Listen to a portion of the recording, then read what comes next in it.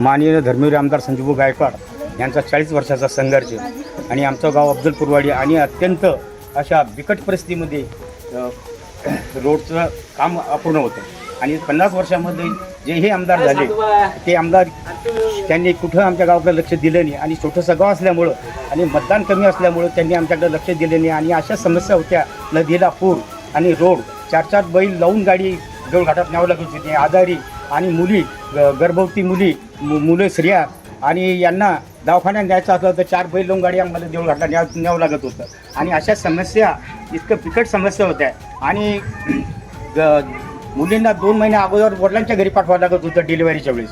इतकं बिकट परिस्थिती होती. अशा परिस्थितीमध्ये आमचे संजूभाऊ गायकवाड यांनी आमच्याकडं लक्ष दिलं आणि आमच्या रोडच्या समस्या निवारण केल्या.